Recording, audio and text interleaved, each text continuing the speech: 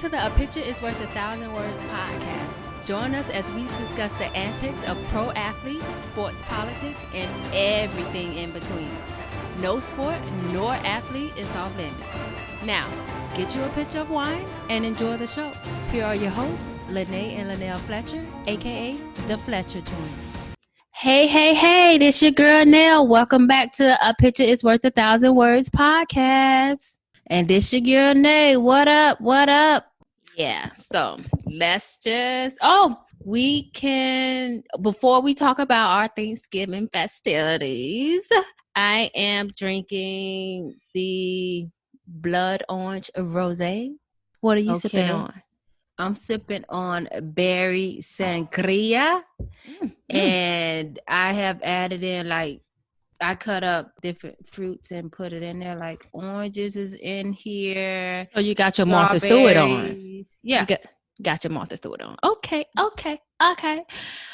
So let's get right into it. Thanksgiving, I was there a week. The first half went by really fast. It did, and I knew it was because I was talking to my friend before I came, and I was like, it's going to go by very fast, and it went by really, really fast. But let's talk about the day of. Okay, so we had our Thanksgiving this year outside due to COVID, and we only had the immediate family and the kids, which was great. I actually probably prefer it like that. So before the festivities was over, I fell asleep outside. Did you see me? Yes. Yeah, outside on a bench. Yes, because our friend Dafton, he told me that I told him I could have 4 shots. So I was forced to take 4 shots of Patron, which was actually 5 because then he changed it to 5, which was not true. I would never tell anybody that I could take 5 shots. That's crazy. So yeah, by the end of the night, I mean, I remember him saying goodbye, but I was sleeping in somebody's lap, Diane's lap. Yeah, and you was in Danielle's lap. You switched. Yeah, because I kept, every time that leg I was leaning on would go to sleep, I would have to switch people. So I was sleeping in Diane's lap and Danielle's lap. And I kept hearing Diane's voice, but I don't remember seeing her that night, which is crazy because I don't remember seeing her, but I know I was laying on her. Yes, you were. And it was quite the spectacle. Yeah, and that's what Patron does, people. So don't do it. Don't try to hang with the big dogs. But I only drink like that in Florida because I know I'm in a safe space. I can't drink like that here in New York because I have to take a train home and I don't want to be drunk on a train again. Remember, I told you that within like the first 2 months of me moving here, I was drunk on a train. It ended up throwing up on a 1 train. Oh my God. Yeah, and after the fact, this girl and this guy handed me a bag, but it was over. All the door was everywhere else. So yeah, I only do that in Florida. Okay, it's not for the week. Anywho, yeah. So the day after Thanksgiving, we had a all girls spa day at Contour Day Spa in Plantation, Broward County. Right by my house. And we went to the steam room. We got massages, facials, and mani-pedis. And then after that, we went to Fridays and got our drink on. I left my leftover food at your house. I just remember that. Did y'all eat it? I ate that the next day. Oh my God. And it was good. Yeah, I ate it the next day. I just realized that. But that steam room completely messed up my hair. I have to flat iron it. I have to flat iron it now because it curled up. I wish I would have had the wig in the locker. I should have put the wig in the locker. We told her to leave the wig, but she didn't leave the wig. She didn't want to go in there with just the braids, but it was just us. Yeah, I should have went in there with just the braids because the braids were freshly done, so it's not like they were matted together. Anywho. Yeah, and if y'all want to see the braids, check out our new post on our page. You can swipe left and see the blooper, and you'll see the braids. Yeah, that's what happens when you don't secure the wig. You got to secure the wig. Anyway, let's talk about Matt Leinart. Do y'all remember Matt Leinart? Yes, vaguely. Because it was that quick. That short? It was that quick. It was brief. It was brief. First of all, no, the first thing is every time I hear his name, I just think of Hollywood because he was one of those Hollywood football players before he even got in the league. I think also because he went to USC. So that means he was in California. So before I even knew he played college football, I would see him on random shows. Like I think he got Punk'd before he was in the NFL, and he was on like another MTV show, and I'm like, this dude is Hollywood. So that's my first impression of him. Okay, so talk about what he recently did with his Twitter fingers. So Twitter fingers. So apparently he tweeted. So okay, let me give you the background. LA County announced that outdoor dining will be suspended for at least 3 weeks starting Wednesday, and amid an alarming spike in COVID cases, right? The officials had already put out this warning that outdoor dining would be put on halt if the 5-day average of corona cases exceeds 4,000. And so on Sunday, it hit 4,097, right? So I guess he went to this restaurant and he sat outside, maybe not knowing. And they asked him to move. Now, I don't know if he moved or if he just left the restaurant entirely. But after the incident, he tweeted, now this is verbatim, people going to lose their jobs again. Small businesses shutting down. Okay, this is what he tweeted. So my first thought is, didn't he go to USC? Because that, first of all, that sentence is grammatically incorrect. Okay, people going. That's not you're missing a word in between there. So anyway, Twitter jumped, like they went ham on him. Okay, and so I'm gonna read some of the tweets because I thought they were pretty funny. Okay. So one of them, it says, maybe someone like Matt Leinart, a guy who made millions of dollars for being unbelievably shitty in the NFL, could use some of that money to buy groceries like a regular person. Okay. Another tweet said, Matt Leinart should love takeout restaurants anyway. All he has to do is execute a handoff, which is all he's had to do his entire public life. Another Twitter follower or Twitter person said, this level of tone deafness is why so many celebrities hire professionals to run their social media, which is true. Correct. This is true.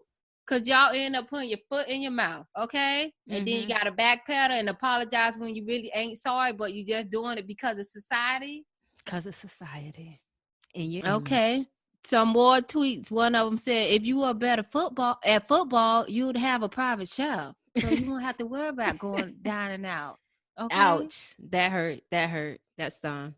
Another one said, if you can go 3 years without a touchdown pass, I think you can manage 3 weeks without dining out. Okay. And then he attached his football stats, and you saw the last 3 years he didn't have a touchdown pass.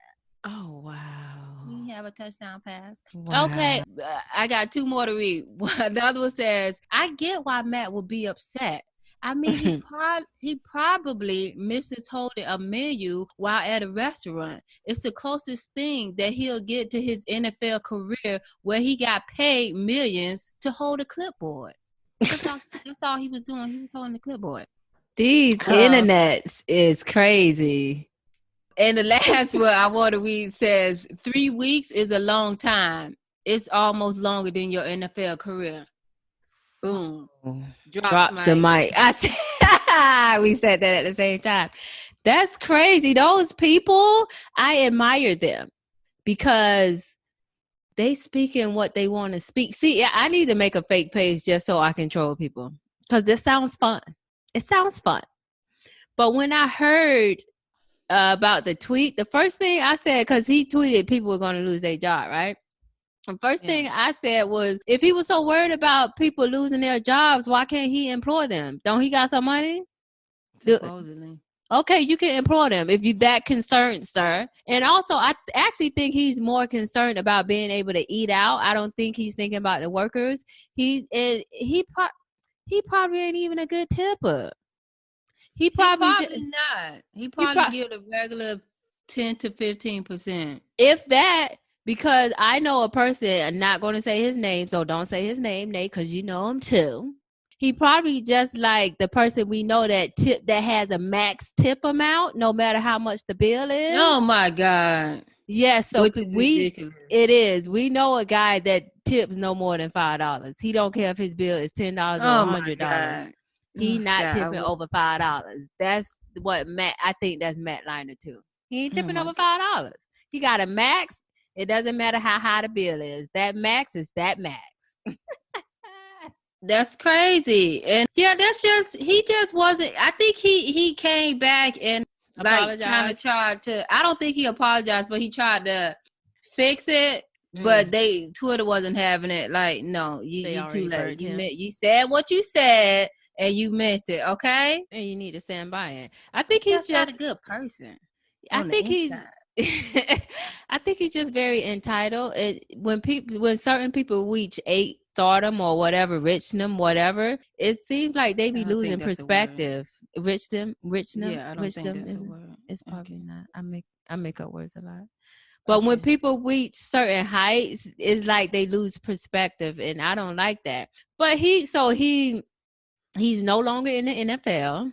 He's since been downgraded to cover college football. So I'm like next.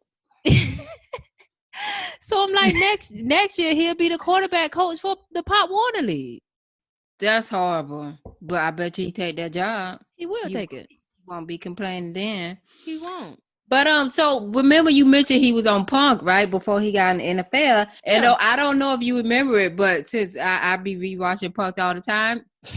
And so the little skit was to catch him trying to solicit a prostitute. It was him and his friend, right, leaving a restaurant. Yeah. And so of course when the cops came out or whatever, they separated him and his friend and talked to them separately. And so they was like, okay, we know who you are. So if you want to get out of this, like you got to roll on your friend, like pretty much put the blame on him. And so he tried to do it. He tried to stick by his friend. But after about 2 minutes, he totally rolled on his friend. So not only is he a snitch bitch, oh my God, he's just not a good person. Yeah, don't be friends with him because it's not gonna go over. If he got to pick between you and him, he's picking himself. He's not a people person. He don't care about y'all. Okay.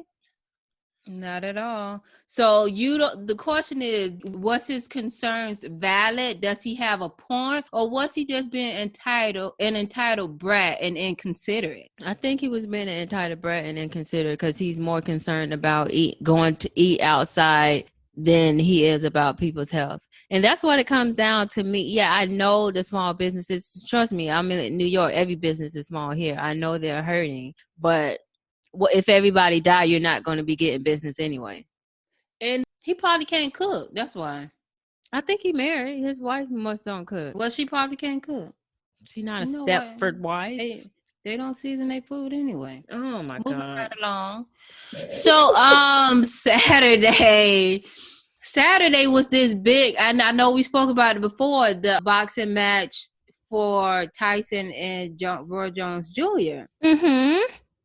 So before the main fight, Nate Robinson, which played basketball, and apparently I think he played on the Seahawks, which I knew nothing about, or either he tried out for the Seahawks. I don't know. I know him for basketball, being a short guy in basketball. Yeah, and he won like the dunk contest. Yeah, so that was like a big thing. So he was like the business in the NBA, right? And so this was his first professional fight, and we saw the fight at our friend's house. We didn't even know he was fighting. We didn't know he was fighting till we got there, right? And so Twitter went crazy because Snoop Dogg was a announcer, commentator. Yeah, he did the commentary with like 3 other people. Right And on. so Right when on. I say somebody need to give Snoop Dogg his own show, He has one with Martha. He got a pod? I think he got. I want to say he has a podcast too, but I'm not sure. but this man was hilarious, and it was like effortlessly. Like he Like, wasn't that's looking him. he wasn't looking at no notes or nothing. So I'm gonna tell you some of the stuff he was saying, and then I'll read y'all some of the tweets that people tweeted afterwards. So this was because he lit up Twitter. he did. It went wild. Like he was trending. He really was. So so this was why the Nate was fighting, and because Nate got knocked down twice before he actually got knocked out, and he looked like he was dead from the still shots I seen. Because he was still. He wasn't moving. He didn't move for a while. He didn't move for a while. That's crazy. See, you gotta stay in your own lane. But go ahead. So first of all, Nate's first problem to me, and Snoop said the same thing, was he was moving too fast. Like he was fighting like he was in the hood. You know, in the hood, you gotta go fast and move quick. But it was too quick, like right out the gate. Like in boxing with different rounds, you have to pace yourself. It's like running track. You gotta pace yourself, right? And did he get knocked out in the second round? I might have to watch that fight. Was it in the second round? It was 35 seconds into the second round. Oh my God. Mind you, I think each round was like 2 minutes, 3 minutes. Yeah, something like that. Yeah. They don't. It wasn't even the real length of a real round. So technically, he got knocked out in the first round. Oh my God. I just saw the knockout. I didn't see the whole thing, so I have to go watch it. So yeah, he was only playing offense. He was only being offensive and not defensive. Like, he wasn't blocking his face. So some of the stuff Snoop said was, "Oh my God, Lord have mercy, oh Jesus, precious Lord, take my hand, lead me on, let me stand." And then when he got punched for the knockout, he said, "Good night, Irene." It's Irene. I don't know. I don't know. No, actually, he said that. My bad. He said that when he fell the second time before he got knocked out. But when he did get knocked out, he said, "Oh Lord," with a T. And when Tyson and Roy Jones Jr. was fighting, he basically said, "This like two of my uncles fighting at the barbecue." And then he started singing. At one point, I think during the Nate Robinson fight, he started singing old Negro spirituals. He did. And so I heard some of it on the Breakfast Club this morning. I listened to him. What's the red guy? What's his name? Envy. Envy? Yeah, he kept saying he was so hilarious. He kept saying hilarious. But you know, he did commentary for hockey before, and a lot of people from hockey that remember him doing it was like, "This nothing new. We just not figuring it out." He was like they was like he was just as funny when he did it for hockey. So some of the tweets that people wrote about Snoop was, "Weed does wondrous things to a person." Snoop's commentary 10 out of 10, but Jake Paul committed murder. Get Snoop in the NFL booth. That's true. You want to hear him on the NFL. What Snoop showed us tonight is that there's a huge group of sports fans who ain't trying to listen to broadcasts from experts talking that square analytical jargon. We want to be entertained with an assortment of RNS. Do you know what RNS is? I just figured it out just now, and we can't say it on. Can't do it, but y'all look it up. RNS. A Sports Center actually tweeted, "Snoop's night as a commentator was a success with a laughing emoji and praising hands." So, question is, should he be a permanent boxing commentator? Is he a jack of all trades, being a rapper, an actor, and a commentator? Yes, and the reason I think he should do everything. I think he should do boxing, hockey, NBA, soccer, and NFL, especially NFL, because sometimes, I think I told you this before, sometimes I watch the football games on silent and I just play music in the background because I don't like listening to the commentators because they be saying stupid stuff. And you can tell when they're biased and what team they're going for. True, so that's true. If he would be a commentator for an NFL game, I'm all for it. He just might make me start watching soccer and hockey too.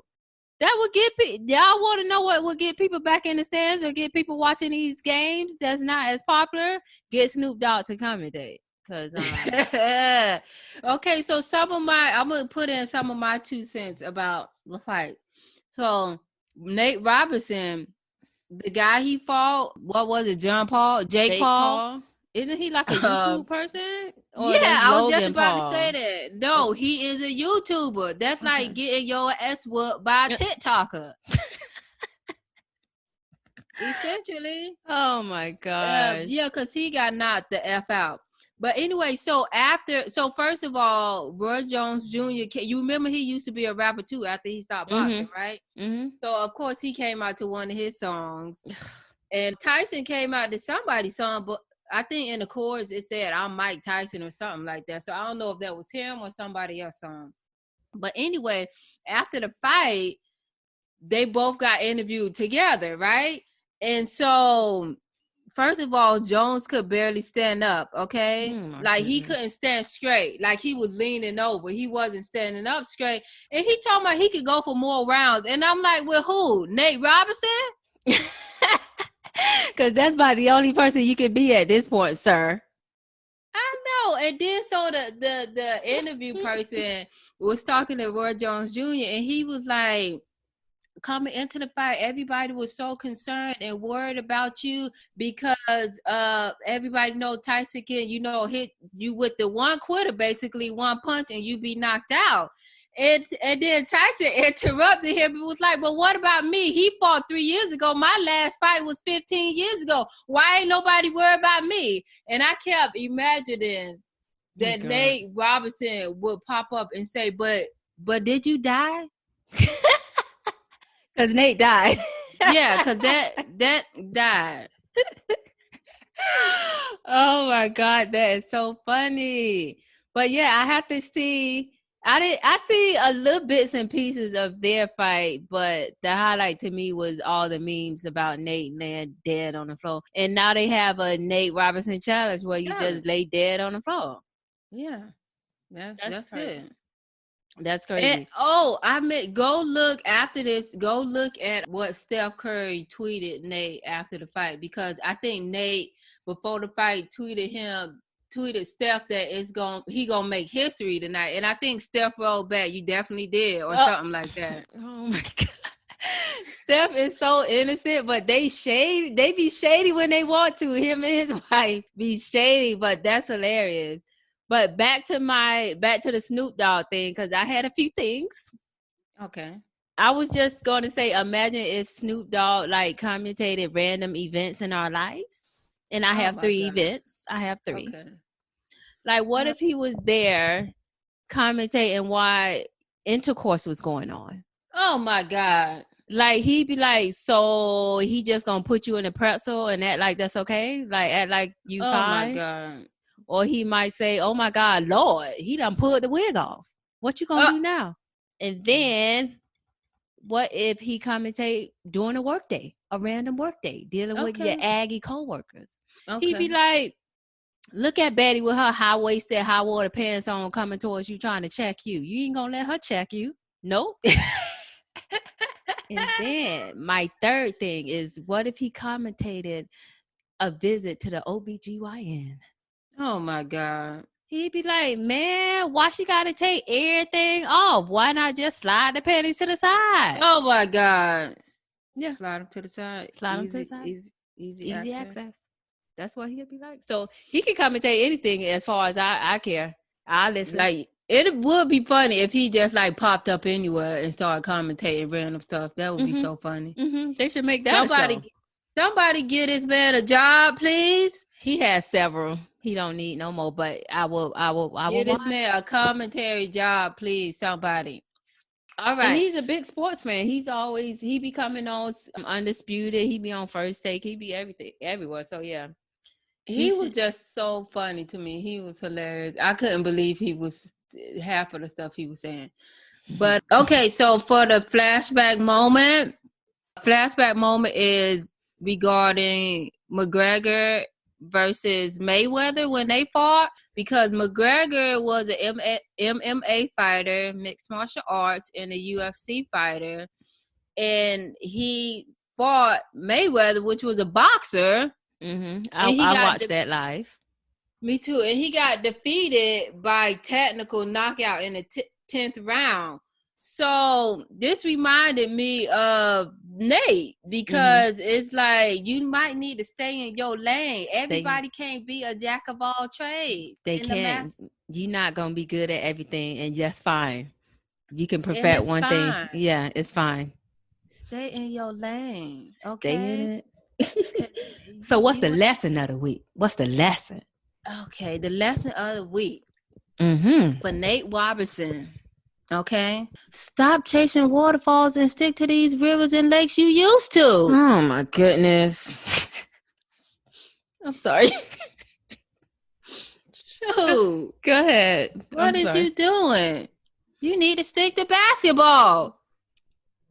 He was great in basketball. I remember him.